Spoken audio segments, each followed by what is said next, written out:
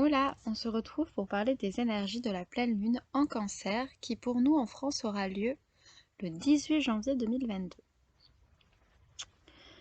Alors, on peut observer donc une conjonction du Soleil avec Pluton en Capricorne, ce qui nous indique une transformation assez profonde au niveau de notre personnalité, qu'il est vraiment temps de processer et de déconstruire certaines choses pour pouvoir reconstruire par la suite.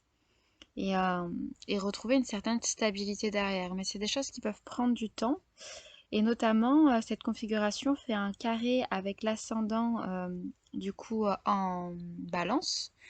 Ce qui veut dire que ça sera difficile d'assumer cette part de transformation en nous, tout en gardant un équilibre, une certaine harmonie dans notre relation, dans nos relations, de manière générale.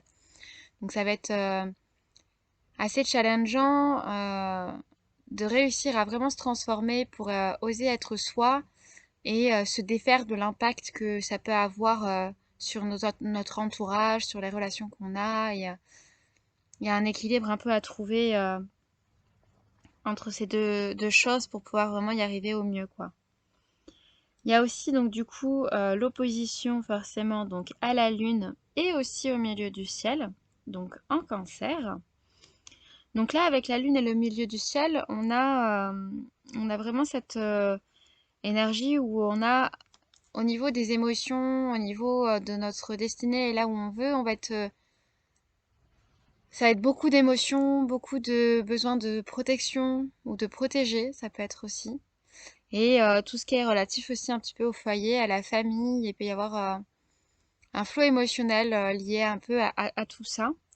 Et là encore, ça vient nous challenger avec cette opposition, du coup, entre notre besoin de déconstruire un certain nombre de choses pour pouvoir vraiment cheminer vers le rayonnement de notre personnalité, tout en voilà, faisant face en même temps à ces émotions relatives au foyer, relatives à notre sensibilité, relatives à voilà, tout ce qui peut travailler un peu de ce côté-là.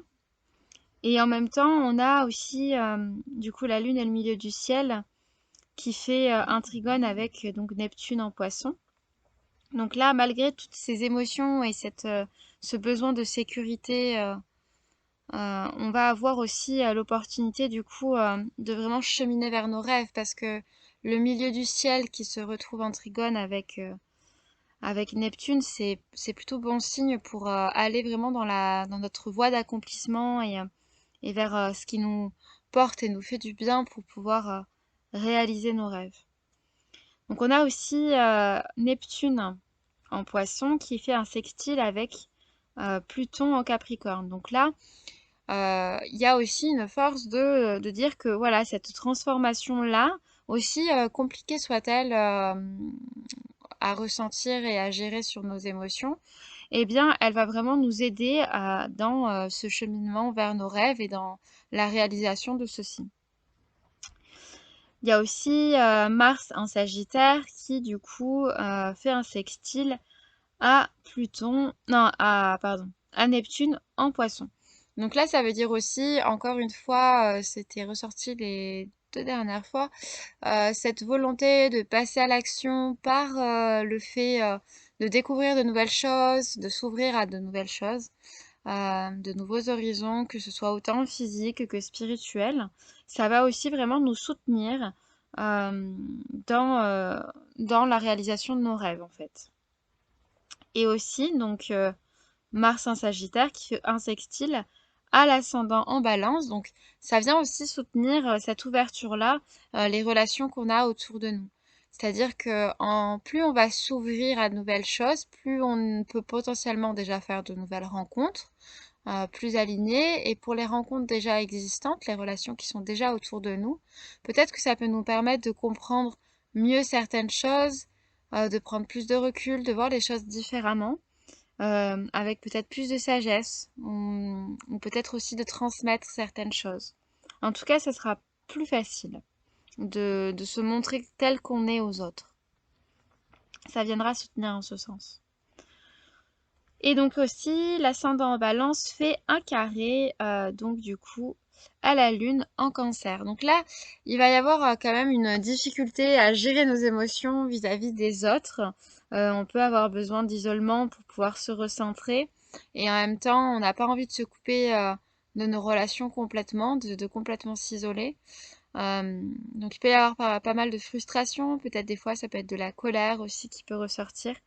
Mais en tout cas vraiment la frustration de cheminer entre ces émotions et cette sensibilité qui nous envahit et en même temps le besoin d'harmonie dans nos relations et ça peut vraiment être à contrario du coup, ça peut vraiment challenger en fait tout ça.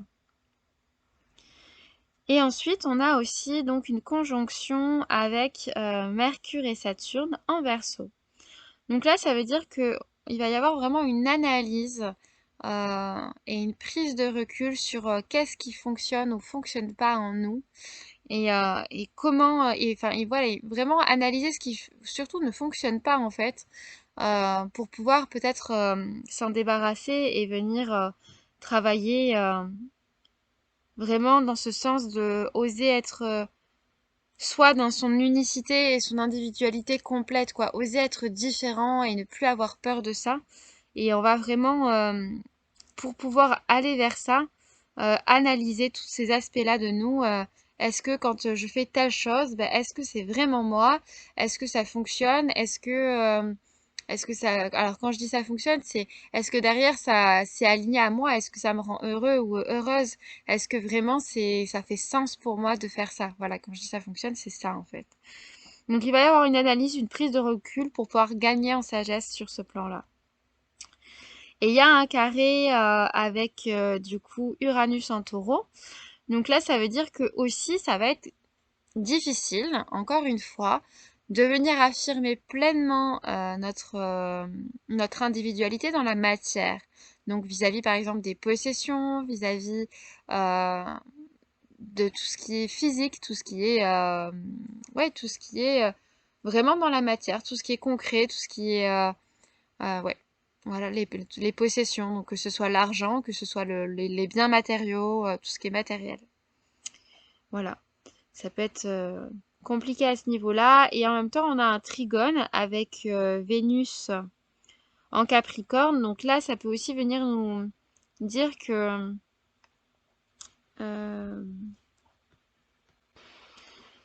que ces frustrations-là, elles peuvent aussi nous rapprocher et consolider certaines relations.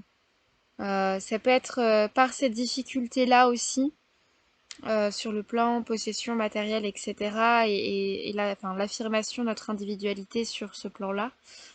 Ça peut vraiment venir, alors soit consolider certaines relations, soit on peut être vraiment soutenu par certaines relations. En tout cas, ça peut recréer un certain lien et en même temps, euh, on a aussi donc avec Vénus en Capricorne le carré avec l'ascendant Balance. Donc, ça nous demande vraiment de d'oser être vulnérable pour pouvoir consolider vraiment ces liens-là. C'est-à-dire que si on se montre vraiment tel qu'on est et avec ben, nos difficultés, nos complications, euh, là ça peut consolider la relation et on peut être soutenu. Mais si on essaye de cacher un peu qui on est, ou enfin voilà, ne pas oser complètement à rayonner la personnalité qu'on est et les complications autant émotionnelles et entre autres, mais les complications qu'on a, les difficultés qu'on a à l'heure actuelle, là ça peut créer des frustrations par contre dans les relations. Donc il y a vraiment cette volonté de nous pousser à vraiment oser être nous-mêmes. Et pour finir, donc on a toujours l'ascendant en balance, mais qui est en trigone avec du coup Saturne en verso.